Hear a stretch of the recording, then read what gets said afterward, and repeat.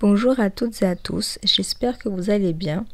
Aujourd'hui, je vais vous parler d'une histoire de disparition plutôt mystérieuse. Si cette vidéo vous a plu, n'hésitez pas à aimer, partager et commenter. À l'automne 1958, tout semblait aller bien pour Hélène Joséphine Wilde et Joseph Alfred Rupert House. En pleine nuit, Tony, leur 7e enfant, qui n'avait pas encore 2 ans, avait du mal à respirer. En détresse, il avait besoin de l'aide d'un médecin, mais les Rupert House vivaient dans la forêt et l'hôpital se trouvait à des heures de marche et de canot. Paniqués, les parents ne savaient pas quoi faire, ni où trouver de l'aide rapidement. La maman a fini par se rendre à un poste afin d'appeler les secours. Elle leur a expliqué que son bébé avait des difficultés respiratoires et qu'il avait besoin d'aide de toute urgence.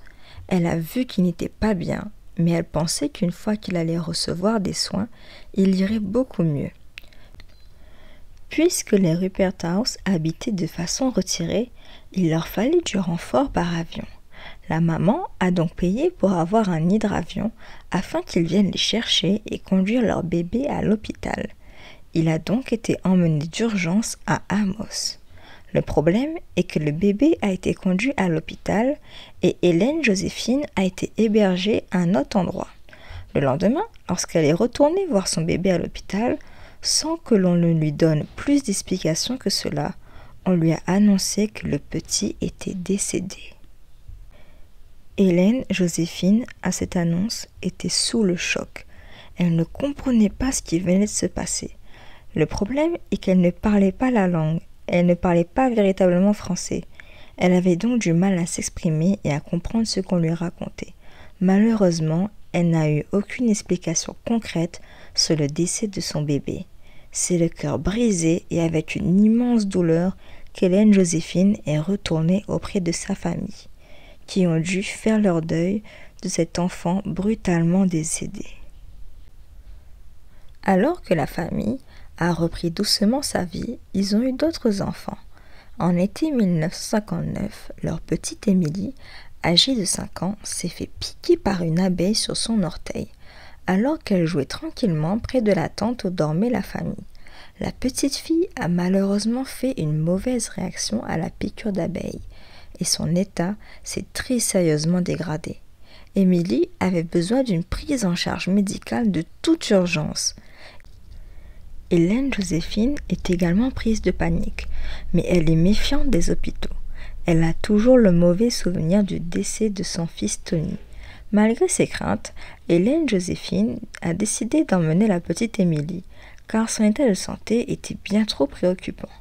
Une fois arrivée à l'hôpital, on lui a appris que la petite allait devoir être transférée dans un autre institut afin de recevoir des soins beaucoup plus adaptés. La maman ne comprenait pas trop ce qui se passait, car comme la première fois, il y avait toujours la barrière de la langue. À partir de ce moment, la prise en charge d'Émilie allait devenir un véritable mystère pour sa famille. La maman a compris que l'on avait transféré Émilie à Montréal, mais elle ne savait ni pourquoi, ni durant combien de temps on l'avait envoyée là-bas. Encore une fois, elle n'arrivait pas à obtenir de réponse. Pendant qu'Émilie s'est retrouvée à Montréal, ses parents sont retournés dans leur camp et ont attendu impatiemment son retour. La situation était très compliquée pour les Rupert House. Pour eux, Montréal était beaucoup trop loin et ils étaient parents de 9 enfants, dont un 10e bientôt, puisqu'Hélène était à nouveau enceinte. Dans ces conditions, aller chercher Émilie paraissait impossible. Les Rupert House vont malheureusement rester pendant des années sans nouvelles de leur petite Émilie et vont finir par croire qu'elle est décédée comme son frère en plein milieu hospitalier.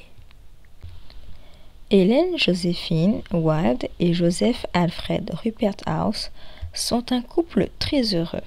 Ils sont parents d'une grande famille. Ils vivent isolés à Picogan, tout près d'Amos, en Abitibi. C'est un couple de nomades et qui aiment vivre dans les bois. Ils ont eu en tout 17 enfants. Leur bonheur va être entaché après que Tony puis Emily ont subitement disparu dans des circonstances troublantes. Après avoir perdu leurs 2 enfants, les Rupert House se posent des questions. Qu'a-t-il bien pu arriver à leur petit? Pour rappel, Tony, à 1 an et demi, a été admis à l'hôpital le 21 septembre 1958, plus précisément à l'hôtel Dieu d'Amos pour une bronchopneumonie. On avait dit à sa mère que le petit était décédé. Le souci est qu'Hélène, Delphine, n'a jamais vu le corps de son petit et on ne lui a jamais donné plus d'explications que cela. Puis il y a eu Emily, qui est disparue dans un hôpital à 5 ans après une piqûre d'abeille. Ce n'est qu'au début des années 90 que Françoise, l'une des filles Rupert House, va finir par retrouver sa sœur, grâce à l'aide du Centre d'amitié d'Autochtones du Québec.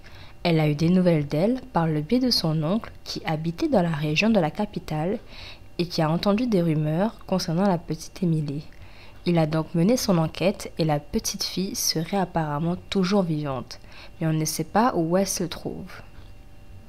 Après plusieurs recherches et de nombreuses démarches, Émilie a été finalement retrouvée à l'hôpital de Baie-Saint-Paul. Au sein de cet hôpital, elle est connue sous le nom de Germaine et l'équipe la croit sans famille. Elle a été mise sous curatelle publique depuis qu'elle a été admise dans ce lieu. Elle serait devenue handicapée. Pour la famille d'Émilie, cette nouvelle fut un gros choc. Ils la croyaient décédée et soudainement, ils venaient d'apprendre que non seulement elle était toujours en vie, mais elle aurait vécu sous une autre identité et cachée dans un hôpital et en plus, elle serait handicapée. Ils ont donc décidé d'immédiatement aller la voir et le choc fut encore plus immense. Après de longues années d'absence, les Rupert House ont retrouvé Emily, qui était désormais âgée de 37 ans. Elle était malheureusement lourdement handicapée et elle a perdu l'autonomie et ne parlait plus, ne marchait plus. Dans son dossier, il est indiqué qu'Emily n'a pas d'aptitude à exprimer sa volonté. Elle ne comprend rien et ses facultés mentales ne peuvent ni empirer ni s'améliorer.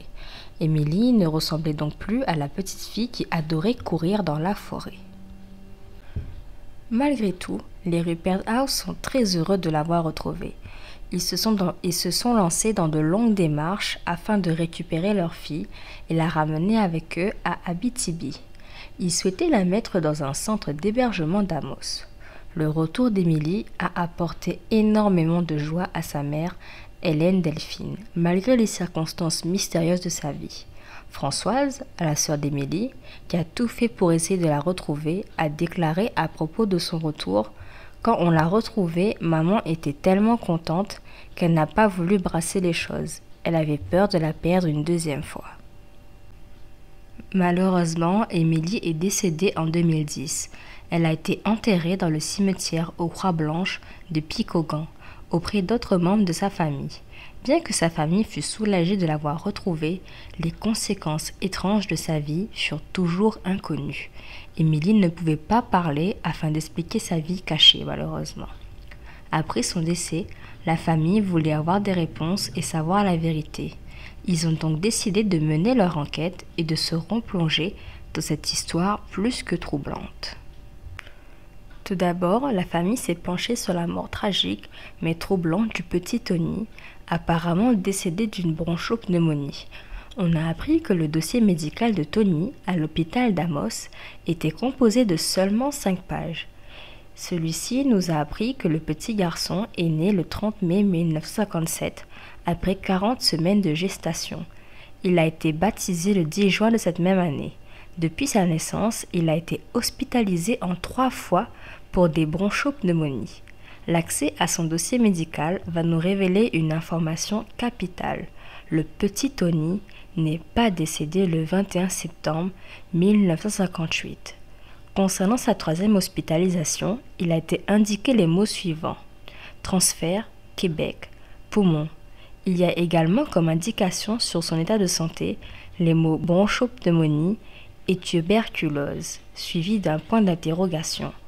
Apparemment, il aurait quitté Amos le 23 septembre, alors que son dossier indiquait qu'il avait sûrement été transféré au Québec. Des enquêtes sur sa présence au sein d'un institut médical ont été réalisées, mais malheureusement, aucune trace de Tony. Les services sociaux ainsi que des centres de la capitale n'ont pas non plus de traces de celui-ci. À force d'enquêter, des informations sur Tony ont finalement été trouvées dans les archives de l'hôpital de Sainte-Anne de Baie-Saint-Paul. Dans cet institut, son dossier médical retrouvé ne tenait qu'à une seule page, où il était écrit les mots suivants: bronchopneumonie, paralysie cérébrale, idiotie. On y apprenait des informations plutôt importantes mais qui sont assez vastes. En vérité, le petit Tony a été admis à cet hôpital à l'époque appelé Hôpital Sainte-Anne le 29 décembre 1959. Il a trouvé la mort le 17 février 1965, c'est-à-dire 5 ans plus tard. Sur son dossier, il est tristement indiqué que le corps n'a pas été réclamé. Selon les recherches, il a été enterré dans une fosse commune du cimetière des Petites Francisaines de Marie. Il s'agit de la congrégation qui a fondé et qui s'est occupée de l'hôpital jusqu'en 1973, l'année où il est devenu un établissement de soins généraux entre les mains de l'État. Après avoir entendu toutes ces nouvelles informations, la famille Ruperthaus était sous le choc. Leur enfant n'était pas décédé à l'hôpital comme on leur avait dit. Il a vécu dans le plus grand secret dans un hôpital pendant quelque temps et est décédé à 6 ans. Pendant qu'ils pleuraient la mort de leur bébé, celui-ci était en vie ailleurs dans une autre ville. Comme si cela n'était pas assez tragique pour les parents, ils ont découvert que le petit Tony a séjourné dans le même hôpital que sa sœur Emily. Si l'équipe médicale avait été plus sérieuse, ils auraient fait le lien entre les deux enfants et seraient remontés jusqu'à leurs parents. Or, les religieuses n'avaient sûrement pas pu faire ce lien de parenté entre les deux enfants, puisque le nom de famille de Tony n'était pas indiqué dans le dossier médical à cette époque. De plus, une autre terrible coïncidence est qu'Emily a été admise dans le même hôpital le même mois de la même année, c'est-à-dire en 1959. Ils étaient ensemble au même moment, au même endroit, sans le savoir. L'autre problème est qu'à l'époque, les garçons et les filles séjournaient dans des ailes totalement séparées, donc frères et sœurs n'auraient sûrement pas pu se croiser. Il a été enterré à 900 km de chez lui, dans une fosse qui était réservée aux orphelins et aux personnes sans famille du cimetière des Petites Francisaines de Marie à Baie-Saint-Paul. Malheureusement, le registre du cimetière ne possède ni le nom, ni la date de naissance, ni le lieu d'origine de Tony, et il n'a pas de nom sur sa pierre tombale. Si le petit Tony a été enterré dans ce cimetière, c'est sûrement parce que le personnel médical ainsi que les sœurs ne le connaissaient aucune famille. Sœur Claudette a expliqué que la congrégation recevait régulièrement des enfants dont ils ne savaient pas grand-chose et ils ne se posaient pas de questions. Beaucoup d'enfants étaient abandonnés sur le perron du couvent, d'autres ont été transférés dans des structures, plus précisément des hôpitaux de la province, qui n'avaient pas forcément les compétences nécessaires pour bien s'en occuper. Malheureusement, l'hôpital de la baie de Saint-Paul, également dit l'hôpital de Sainte-Anne, était connu pour accueillir des enfants handicapés. Plusieurs enfants autochtones ayant une déficience intellectuelle auraient apparemment séjourné là-bas, en particulier entre les années 1945 et 1955. Apparemment, les bébés handicapés étaient repérés dans les dispensaires par des infirmières. C'était soit le médecin, soit l'inspecteur de la santé publique ou soit le curé qui pouvait décider s'il fallait placer les bébés ou non. Ces 3 personnes représentaient le pouvoir au Québec dans ce temps. Malheureusement, des transferts de bébés pouvaient se faire par des médecins sans qu'ils prennent le temps d'informer les parents. Quant au médecin qui s'est occupé du dossier médical du petit Tony, il est décédé. Nous ne saurons donc jamais s'il a décidé de lui-même de le transférer sans en informer sa mère ou non. Quant au parcours d'Emily, nous avons pu avoir plus d'informations sur sa vie. Il faut savoir qu'il a fallu 30 ans à la famille afin de la retrouver. On a pu avoir le témoignage d'une infirmière qui s'appelle Lisette Turgeon, qui travaillait comme telle à Baie de Saint-Paul, au département B11. Il s'agissait de l'unité de soins de longue durée où a séjourné Émilie, mais elle la connaissait sous le nom de Germaine. Elle a dit les mots suivants à propos d'Emily.